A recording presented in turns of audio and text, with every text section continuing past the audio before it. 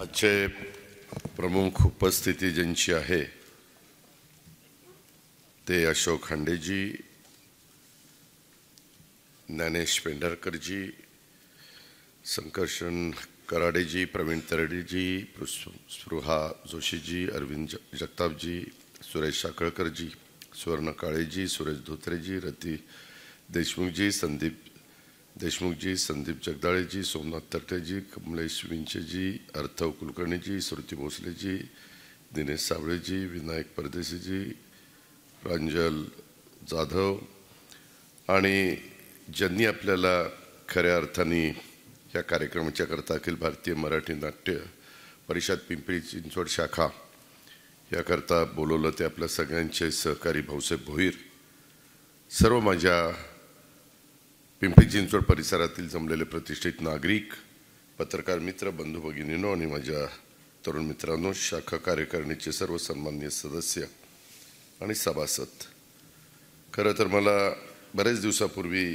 आमच्या भाऊसाहेबांनी सांगितलं होतं की दादा अशा पद्धतीने 29व्या वर्धापन दिनाच्या निमित्तानं काही मान्यवरांचा सत्कार पुरस्कार द्यायचा आहे, सत्कार करायचा आहे आणि त्याला तुम्ही आलं पाहिजे.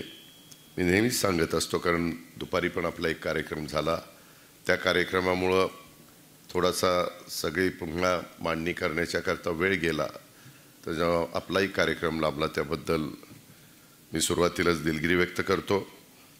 परंतु एकंदरीतच महाराष्ट्राच्या राजकारणामध्ये ज्यावेळेस स्वर्गीय यशवंतराव चव्हाण साहेबांनी संयुक्त महाराष्ट्राचा मंगल कलश आणला आणि तेव्हापासून साहित्य, कला, संस्कृती, क्रीडा ह्या सर्व क्षेत्राला, उद्योग, चव्हाण साहेबांनी खूप मनापासून आधार दिला, मनापासून पाठिंबा दिला, प्रोत्साहन दिलं.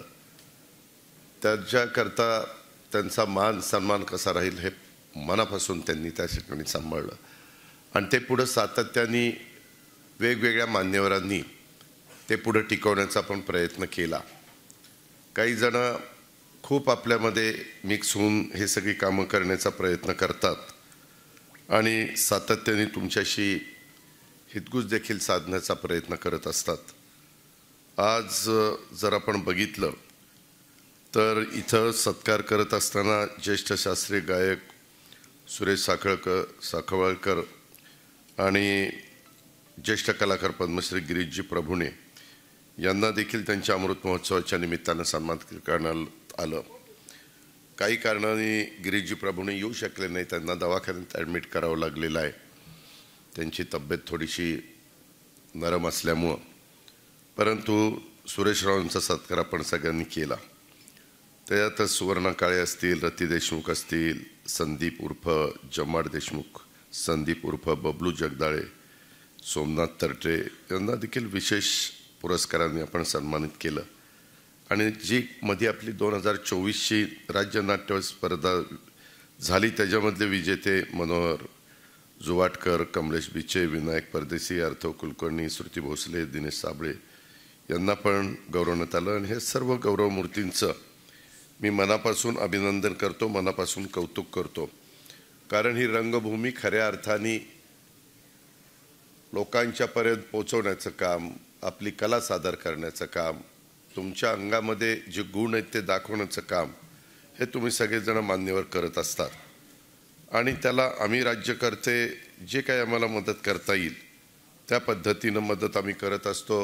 भाऊसाहेबांनी त्या गोष्टीचा उल्लेख केला. मला आठवतं आहे की आपल्या ह्या उद्योगनगरीमध्ये अनेक कलाकार हे निर्माण झालेले आहेत. खूप जणांची नावं घेता येतील. ह्या औद्योगिक शहर म्हणून नव्हे तर आता अलीकडच्या काळामध्ये एक सांस्कृतिक क्षेत्रामध्ये देखील झपाट्याने एक आपली वेगळी ओळख निर्माण करण्याचं काम ह्या शहराने केलं. कारण ह्या शहरामध्ये अनेक कलावंत, लेखक, दिग्दर्शक, अभिनेते, कवी, साहित्यिक घडवले आणि मराठी रंगभूमीला समृद्ध करण्याचं काम जसं चांद्यापासून बांद्यापर्यंत महाराष्ट्रातल्या अनेक शहरांनी, अनेक गावांनी केलं, तसं पिंपरी चिंचवडमध्ये देखील तिथं फार सिंहाचा वाटा आहे.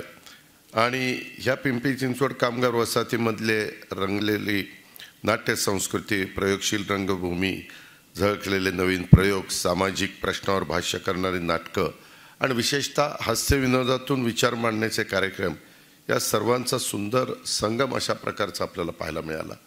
मगाशी भाऊसाहेबांनी बोलत असताना काही भूमिका इथं मांडली. मी त्याच्याबद्दल भाऊसाहेबांना पण आणि सुरेशरावांना पण सांगू इच्छितो की त्या संदर्भामध्ये मी माझे OSD इथं आहे विकास पाटील, सोमवारी त्या संदर्भात भाऊसाहेबाला घेऊन तो शेखर सिंगला भेट. मी सोमवारी कोल्हापूरच्या दौऱ्यावर आहे दिवसभर आणि तिथं भेटल्यानंतर मला तिकडनं फोन कर, मी शेखर सिंगला आयुक्ताला माझ्या परीनं सूचना देतो की जिथं कुठं आपली जागा असेल ती जागा उपलब्ध करून द्या आणि जे काही आपण सगळ्या मान्यवरांनी सगळ्या सहकाऱ्यांनी इथं इच्छा प्रदर्शित केलेली आहे तिला मूर्त स्वरूप आणण्याचं काम हे निश्चितपणे केलं जाईल. त्याबद्दल आपण तिळमात्र शंका बाळगू नका. मी आपल्याला सगळ्यांना सांगेल, परवाच राज्याचे मुख्यमंत्री देवेंद्रजी असतील, अशोक शेलारजी असतील, सांस्कृतिक खात्याचे मंत्री, आम्ही सगळ्यांनी परवा एक कार्यक्रम महाराष्ट्र शासनाच्या तर्फे छत्रपती व्ही शांताराम विशेष योगदान पुरस्कार आणि वेगवेगळ्या मान्यवरांना आत्ता जसं आपण कैलासवासी बाल गंधर्व पुरस्कार, अत्रे साहेबांच्या नावाने पुरस्कार, अरुण सरनाईक साहेबांच्या नावाने, स्मिता पाटलांच्या नावाने आणि जयवंत दळवींच्या नावाने दिले, तशा प्रकारे तो पुरस्कार तिथं देण्यात आला. आणि तो पुरस्कार देत असताना आपल्याच पिंपरी चिंचवडची कन्या आणि प्रसिद्ध अभिनेत्री मुक्ता बर्वेला आपण हा छत्रपती व्ही शांताराम विशेष योगदान पुरस्काराने गौरवण्यात आलं. आपल्यालाही सगळ्यांना माहिती आहे, आपल्या मुक्तानं नाट्यक्षेत्रामध्ये सुद्धा एक दमदार अशा प्रकारची कामगिरी केली आणि त्याच्यामुळं मी मुक्ताचं पण मनापासून कौतुक करतो, मनापासून अभिनंदन करतो आणि तिच्या पुढच्या वाटचालीच्या करता मनापासून शुभेच्छा देखील देतो. मागच्याच वर्षी आपण ज्येष्ठ दिग्दर्शक जब्बार पटेल यांच्या अध्यक्षतेखाली याच पिंपरी चिंचवड शहरात अखिल भारतीय नाट्य संमेलन अत्यंत दिमागदार पार पडलं आणि या नाट्य संमेलनासाठी राज्य सरकारतर्फे ज्याचा उल्लेख भाऊसाहेबांनी केला 10 कोटी रुपये दिले आणि DPDCमधनं देखील आम्ही माझ्या माहितीप्रमाणे 20 लाख रुपये त्यामध्ये दिलेले होते. शेवटी आपलं राज्य आर्थिकदृष्ट्या सक्षम होत चाललेलं आहे. यंदा मी जवळपास 8 लाख कोटीचा अर्थसंकल्प ह्या महाराष्ट्राच्या करता सादर केलेला आहे आणि त्याच्यामुळं माझा हा प्रयत्न असतो, जसं मगाशी बोलत असताना प्रवीण तरडेंनी साधारण शेतकऱ्यांच्याबद्दल जी काही भूमिका, वास्तववादी भूमिका मांडण्याचा प्रयत्न केला, त्याच प्रकारे माझाही शेतकऱ्यांच्याबद्दल तोच विचार नेहमी असतो आणि समाजातल्या सर्व घटकाला जे आपल्या वडीलधाऱ्यांनी इथं एक बैठक ठेवलेली, वैचारिक बैठक ठेवलेली आहे, त्या पद्धतीनं आपण सगळ्यांनी पुढे गेलं पाहिजे अशा प्रकारचा माझा स्वतःचा प्रयत्न असतो. अखिल भारतीय मराठी नाट्य संमेलन पिंपरी चिंचवड शाखेने तसं बघितलं तर भाऊसाहेबांच्या नेतृत्वाखाली गेली 3 दशकं या नाट्य चळवळीला दिशा देण्याचं काम केलेलं आहे आणि विशेषतः आपले नवोदित कलावंतांना व्यासपीठ उपलब्ध करून दिलं आहे आणि रंगभूमीच्या उत्साह शहरात प्रत्येक कोपऱ्यामध्ये पोचवण्याचं काम देखील ह्या सर्वांनी केलं. म्हणूनच आज या शहराचा सांस्कृतिक ओळखीला एक अधिक बळ मिळवून देणाऱ्या या परंपरेचा आपण अभिमानाने गौरव करत असतो. ही पण बाब तुम्ही सगळ्यांनी लक्षामध्ये घेतली पाहिजे. वेगवेगळ्या पद्धतीनं आज वेळेची मर्यादा असल्यामुळं खूप जणांनी मर्यादित भाषणं करण्याचा प्रयत्न केला, कारण पुढं पण प्रत्येकाला वेगवेगळे कार्यक्रम आहेत. सांगताना मात्र दादांना काम आहे, दादांना काम आहे, ते तसलं मी कामाचा जरी माणूस असलो तरी मी जेवढा वेळ द्यायला पाहिजे तेवढा देतो. आज ज्ञानेश पेंढारकर हा जो पुरस्कार आपण दिला ज्ञानेश पेंढारकरांना, त्याच्यामध्ये मी बघत होतो त्यांनी जे एकंदरीत मराठी संगीत परंपरेला एक मान्यवर गायक पंडित गोविंदराव अग्नी आणि पंडित नारायणराव बोडस यांच्यासह अनेक दिग्गजांच्याकडनं श्रीयुत पेंढारकरांनी संगीताचे धडे घेतलेले आहेत. बावनखनी, सौभद्र आणि स्वयंवर यासारखी संगीत नाटकांत भूमिका त्यांनी साकारलेल्या आहेत. तसंच दूरचित्रवाणी मालिकांच्यामध्ये देखील पार्श्व संगीताची निर्मिती त्यांनी केलेली आहे आणि त्याच्यामुळं नवीन पिढीने पण त्यांचा आदर्श डोळ्यासमोर ठेवून पुढे वाटचाल केली पाहिजे अशा प्रकारचं त्यांचं एकंदरीत व्यक्तिमत्व आहे. कैलासवासी अरुण सरनाईक पुरस्कार खरं तर त्यांचा प्रयोग आहे आज. त्याच्यामुळे ते प्रवीण तरडे गेले कार्यक्रमाला. पुढच्या लेखक, दिग्दर्शक, अभिनेते अशी प्रवीण तरडे यांची ओळख.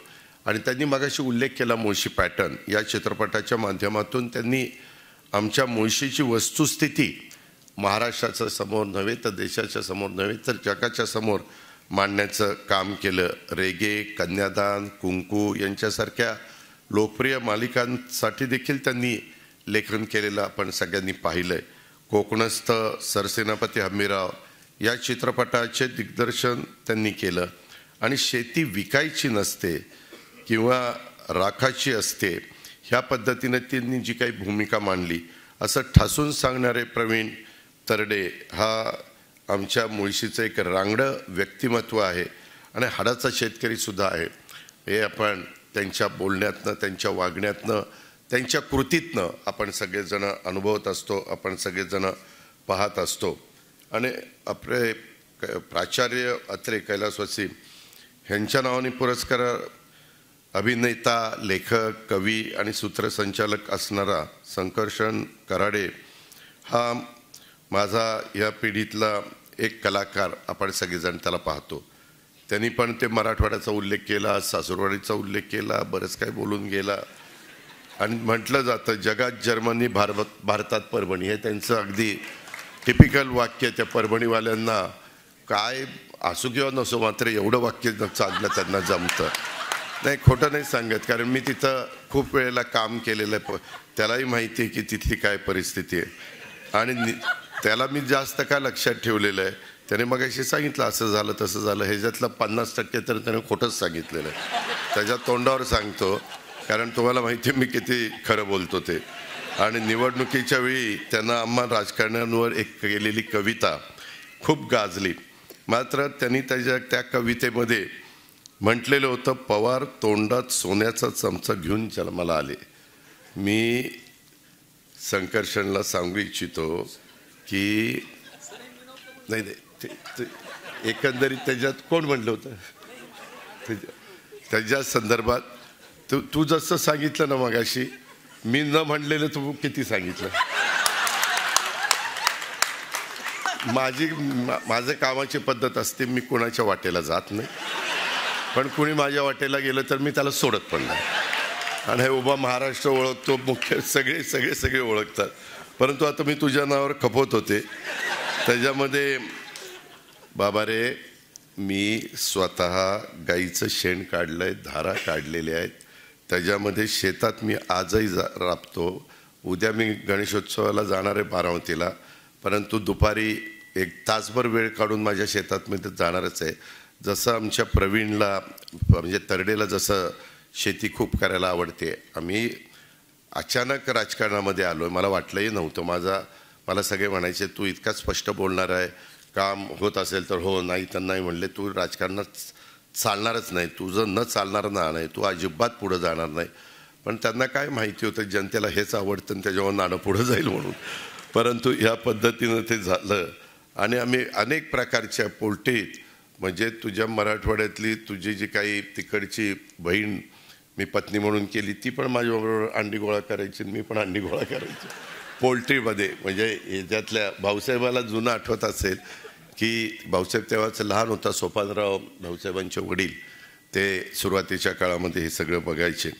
परंतु एकंदरीतच ह्याच्यातला गमतीचा भाग सोडा, परंतु ह्यांनी सगळ्यांनी विशेषतः मराठवाड्यासारख्या मागासलेल्या भागातनं पुढं येणं आणि त्याच्यातनं आपला एक वेगळ्या प्रकारचा ठसा उमटवणं हे येड्या गावाळायचं काम नाही. त्याच्याकरता खूप मेहनत आणि कष्ट घ्यावे लागतात. आणि संकर्षण ते तू घेतलेले त्याच्याबद्दल कोणाचं दुमत असण्याचं अजिबात काही कारण नाही. आणि त्याच्याबद्दल मी तुझं मनापासून कौतुक पण करतो, अभिनंदन करतो. तुझ्या पुढच्या वाटचालीला पण शुभेच्छा देतो. आणि मी खरंच सांगतो, आम्हाला नेहमी असे वेगवेगळे कार्यक्रम बघायला आवडतं, पण आमचं इतकं बिझी शेड्यूल असतं की मी पहाटे 5ला उठतो, 6ला मी साईटवर कामाला सुरुवात करतो. जे काय मला पाहणी करायची, का तर लोकांना त्रास होऊ नये, आपल्यामुळं ट्रॅफिक थांबू नये, आपल्यामुळं कारण नसताना मग ट्रॅफिक थांबल्यावर लोक फार वाईट बोलतात. परवाच आम्ही तो फ्लायओव्हर, डबल फ्लायओव्हरचं उद्घाटन करायला मुख्यमंत्र्यांनी नेमका संध्याकाळचा वेळ दिला. मी त्यांना म्हणत होतो की मी संध्याकाळी वेळ देऊ नका. पिंपरी चिंचवडकरांना माहिती आहे, पुणेकरांना माहिती आहे, मी फ्लायओव्हरची उद्घाटन असली की साधारण 6:30 किंवा 6:45ची सकाळची वेळ देतो. एक रिबीन लावायची, कापायची, गाडी घेऊन जायचं, झालं उद्घाटन. कुणाला त्रास नको, काही नको. नाही तर ट्रॅफिक जाम झालं. अलीकडच्या काळात पुणे पिंपरी चिंचवडमध्ये ट्रॅफिकची समस्या इतकी झालेली आहे की सगळे वेगवेगळे हे कलाकार असतील, वेगवेगळे क्षेत्रातले मान्यवर असतील, सगळे अक्षरशः कंटाळून जातात, वैतागून जातात. आम्ही प्रयत्न करतोय, आम्ही वेगवेगळ्या पद्धतीनं मेट्रो वाढवण्याचा प्रयत्न करतोय, त्याच्यामध्ये रिंग रोड करण्याचा प्रयत्न आमचा चाललेला आहे. वेगवेगळे रुंदीकरणाच्या करता आम्हाला वाईटपणा घ्यावा लागतोय. काही ठिकाणी आम्ही फ्लायओव्हर करतोय, काही ठिकाणी डबल फ्लायओव्हर करतोय, काही ठिकाणी नितीन गडकरींची मदत घेऊन नॅशनल हायवे तिकडनं नेण्याचा प्रयत्न करतोय. कारण प्रचंड संख्या आपली वाढती आहे आणि इमारती वाढत आहेत, ह्या सगळ्या गोष्टी आहेत आणि त्याच्यामुळे तोही आमचा प्रयत्न चाललेला आहे. कैलासवासी दुर्गाबाई देशमुख पुरस्कार आज आपण स्पृहा जोशी यांना दिला. एक कवयित्री, गीतकार आणि अभिनेत्री असणारी स्पृहा सुद्धा अत्यंत संवेदनशील अशा प्रकारची कलाकार आहे. लोकमुद्रा, चांदणचुरा हे तिचे कविता संग्रह प्रसिद्ध झालेले आपण पाहिले तर अग्निहोत्र, उंच माझा झोका आणि रमाबाई रानडे या मालिकात तिनं ज्या पद्धतीनं काम केलं ना, आपला अभिनयाचा एक वेगळा ठसा आपल्या महाराष्ट्रातल्या सगळ्या रसिकांच्या समोर तिनं उमटवण्याचं काम केलं. किंवा देवा एक अंतरंगी किंवा कॉफी शर्यत यासारख्या चित्रपटातून देखील तिनं अतिशय प्रभावी अशा प्रकारचा अभिनय केला. किंवा गीतकार म्हणून बावरे प्रेम हे आणि सांग ना ही तिची गाणी अत्यंत लोकप्रिय अशा प्रकारची आहेत. आणि ती मगाशी म्हणाली मी दिसते का, पण तिला काय माहिती, कीर्ती मोठी कोणाची असती, ज्याची मूर्ती छोटी असते त्याची कीर्ती मोठी असते. त्याच्यावर तू काही काळजी करू नको. तुझे लालबहादूर शास्त्री असेच होते, मूर्ती लहान होती पण कीर्ती फार महान होती. तुला सांगतो आमच्या राजकारणामध्ये आता RR नाही आहे हयात, पण मी त्याला टिल्ल्या म्हणायचो, परंतु मूर्ती त्याची लहानच होती पण त्यांनी कीर्ती पण अतिशय चांगली. म्हणजे आज पण कुठेही ग्रामीण भागात गेल्यानंतर एक सर्वसामान्य कुटुंबामध्ये जन्माला आलेला RR पाटील साध्या म्हणजे त्यांनी दिवाळीमध्ये ते मका असती, मका भरडून ते खाल्लेली आहे आणि दिवाळी साजऱ्या केलेल्या आहे. परंतु तो राज्याचा उपमुख्यमंत्री पदापर्यंत पोहोचला. कदाचित 2004 साली आमच्या वरिष्ठांनी मुख्यमंत्रीपद घेतलं असतं तर तो किंवा आमचे भुजबळसाहेब दोघांपैकी कोणतरी मुख्यमंत्री झालं असतं. एवढी त्यांची क्षमता होती, एवढी त्यांची ताकद होती. पण ठीक आहे, सगळ्याच गोष्टी आपल्या मनासारख्या होतात असं काही नाही. काम करत राहणं हे आपलं प्रत्येकाचं कर्तव्य असतं आणि त्या कर्तव्याच्या भावनेतनं तुम्ही सगळेजण काम करत राहताय आणि त्याच्यातनं ह्या आपल्या मराठी रंगभूमीला आणि ह्या सगळ्या क्षेत्राला एक वेगळ्या उंचीवर नेण्याचा प्रयत्न स्पृहा तुम्ही आणि तुझी सगळी टीम त्या ठिकाणी करते. त्याच पद्धतीनं कैलासवासी विद्या करंदीकर पुरस्कार हे आमच्या अरविंद जगतापांना, ते लेखक पण आहेत, गीतकार पण आहेत, दिग्दर्शक पण आहेत. ते पण एक अत्यंत एक संवेदनशील व्यक्तिमत्व म्हणून आपण ते बघतो. कारण गेल्याच महिन्यामध्ये आम्ही सगळ्यांनी अभिनेते सयाजी शिंदे यांचा वाढदिवस हा तिथं साजरा केला आणि त्या कार्यक्रमात त्यांनी सयाजींच्या आईंच्या वतीनं सयाजीला लिहिलेलं पत्र हे ऐकून अक्षरशः उपस्थित असणाऱ्या सगळ्यांच्या डोळ्यामध्ये पाणी त्या ठिकाणी आलं आणि सगळे म्हणले पत्र वाचायचं काम त्यांनी केलं नाही, ते दुसऱ्यांनी केलं. परंतु ते प्रत्येकजण म्हणत होते पत्र लिहिलंय कुणी आणि मग कळलं की ते अरविंद जगतापांनी पत्र लिहिलं. अशा पद्धतीचा हा एक सहकारी आपल्यातला एक गीतकार, दिग्दर्शक, लेखक अतिशय संवेदनशील अशा पद्धतीचा आहे. आत्ता थांबायचं नाही किंवा येरे येरे पैसा किंवा ठाकरे किंवा गोष्ट छोटी डोंगराएवढी या चित्रपटाचं लेखन देखील त्यांनी केलेलं आहे. आणि आत्ता पण सगळी एकंदरीत पार्श्वभूमी लक्षामध्ये घेता 2-4 शब्दातच बाबा बोलला पण सगळं काही सांगून गेला, अशा पद्धतीचे व्यक्तिमत्व आहे. आणि ह्या सगळ्यांना आज पुरस्कार मिळालेत आणि त्या कार्यक्रमाला माझ्या भाऊसाहेबांनी मला इथं उपस्थित राहण्याची संधी दिली, त्याबद्दल खरोखरीच मला समाधान आहे. मी तुम्हाला सगळ्यांना सांगेन की मी अतिशय माझ्या कामामध्ये गुंतलेला असतो, पण माझी तुम्हाला सगळ्यांना सूचना राहील, विनंती राहील की जिथं कुठं माझ्यासारख्याची तुम्हाला मदत लागेल, माझ्यासारख्याचं सहकार्य लागेल, त्यावेळेस तुम्ही हक्काने मला सांगा. तेवढ्याच हक्काने मी तुमचं सगळ्यांची मदत त्या ठिकाणी करील. अशा प्रकारची विश्वास आणि खात्री मी ह्या सर्व मान्यवरांना, सर्व कलाकारांना, सर्व सहकाऱ्यांना देतो. मराठी माणूस हा तसं बघितलं तर नाटक वेडा आहे. नाटक हा मराठी माणसाचा तसं बघितलं तर आम्ही बघतो तो श्वास आहे. त्यामुळे या क्षेत्राला मदतीचा हात देण्याचं काम आम्ही नेहमीच करत असतो आणि शक्य ती मदत करण्याची आमच्या महायुतीच्या सरकारची भूमिका आहे, आमच्या देवेंद्रजींची भूमिका आहे, एकनाथराव असतील, माझे आशिष शेलार असतील किंवा मी असेल किंवा माझे सगळे सहकारी असतील, आमची सगळ्यांचीच तशा प्रकारची भूमिका आहे. हे मी प्रामाणिकपणे आपल्याला सगळ्यांना ह्या निमित्तानं सांगतो.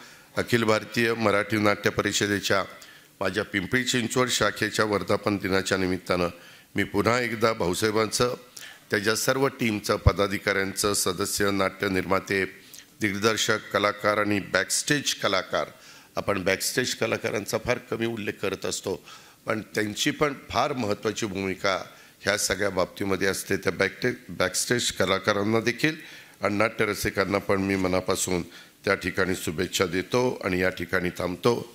जय हिंद, जय महाराष्ट्र. एबीपी माझा, उघडा डोळे बघा नीट.